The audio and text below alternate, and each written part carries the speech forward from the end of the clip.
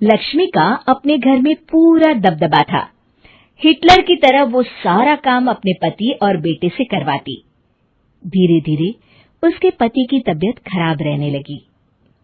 सुनो जी, अब आप बुजुर्ग हो गए हो, काम में भी अब हाथ आपके फुर्ती से नहीं चलते। अरे भाग्यवान, भगवान से डर।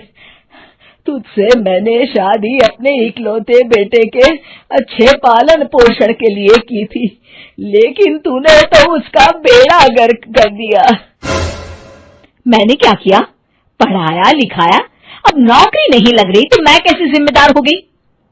अब घर में बैठकर रोटी तोड़ रहा था तो मैंने कहा काम ही कर ले। एक तो भला करो और ऊपर से बातें सुनो। तभी सारंग वहां आ जाता है। बहुत भूख लगी है माँ, कुछ खाने को दे दो। अब तुम्हारे पापा का हाथ तो चल नहीं रहा है। मैं ही जा रही हूँ आज किचन में, बनाती हूँ कुछ। हे भगवान, कैसे होगा इतना काम मुझसे? लक्ष्मी किचन में काम कर रही होती है कि तभी अचानक उसे आइडिया आता है। अरे मैं भी ना, अरे यहाँ तो फ्री की नौकरानी ला सकती हूँ मैं, फिर मैं क्यों खाना बना रही हूँ? उस दिन लक्ष्मी सारंग की पसंद का खाना बनाती है और बैठकर उसे बड़े ही प्यार से खिलाती है।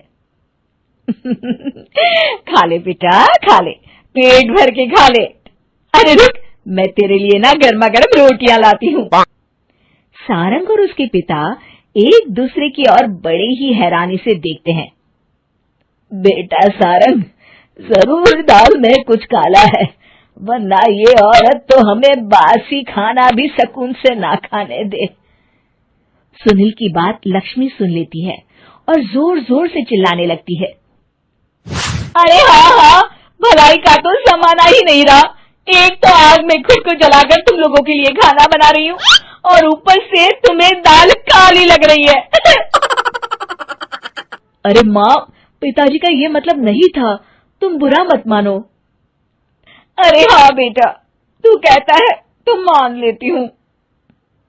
लक्ष्मी सारंग के पास बड़े ही प्यार से बैठ जाती है और फिर कहती है, बेटा मैंने ना तेरी शादी करने की सोच ली है। अब तेरे पिताजी के हाथ भी नहीं चलते तो सोच रही हूँ तेरे लिए बीवी ले आऊं। अब पता नहीं ना मैं भी कब मर जाऊं। अब ऐसे भाग्य भी कहाँ है हमारे। क्या कहा?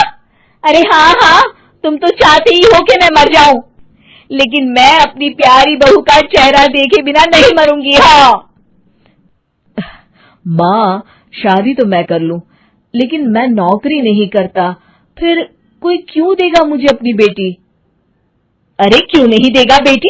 इतना बड़ा घर, खेल खलियान है, किस चीज की कमी है हमारे पास? जो आएगी राज करेगी, राज। हम तो ना कर पाए राज, ये बोलो कि एक और नौकर तुम्हारे पास आ जाएगा। मैं कहती हूँ चुप हो जाओ। अरे खुद के घर का खाना बनाएगी तो क्या नौकरानी हो जाएगी? अब तुमसे तो किचन का काम होता नहीं, तो कोई तो करेगा ना। ठीक है माँ, तुम जैसा सही समझो बस।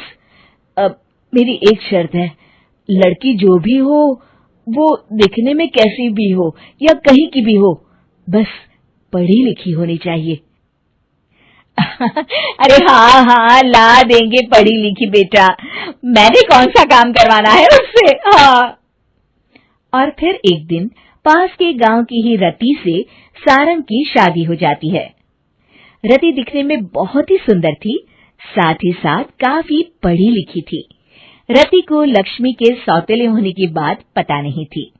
शुरू में जब रति ने सारंग को घर का काम करते देखा तो हैरान रह गई। अरे ये तो अच्छी बात है कि आप घर का काम करते हैं, लेकिन मैं तो घर में ही हूं ना, आप क्यों कर रहे हैं जी? जाइए आप नौकरी के लिए अप्लाई कीजिए ना। तभी लक्ष्मी वहां आ जाती है। अरे रति बहू, करने दे उसे काम। और हाँ, मेरे घर के कुछ नियम है, कायदे हैं, यहाँ बीच में ना ही बोलो तो तुम्हारे लिए अच्छा होगा। रति को लक्ष्मी की बात कुछ अजीब सी लगती है। वो समझ नहीं पाती है कि वो ऐसा व्यवहार क्यों कर रही है, लेकिन उसे लक्ष्मी के सौतेले होने के बारे में कुछ पता नहीं चलता है। फिर एक दिन तो हद ही हो जाती है।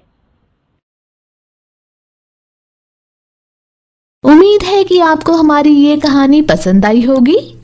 कृपया हमारे चैनल को सब्सक्राइब करें और सभी अपडेट्स के लिए बेल आइकन जरूर क्लिक करें। और हाँ, वीडियो लाइक और शेयर करना मत भूलिएगा।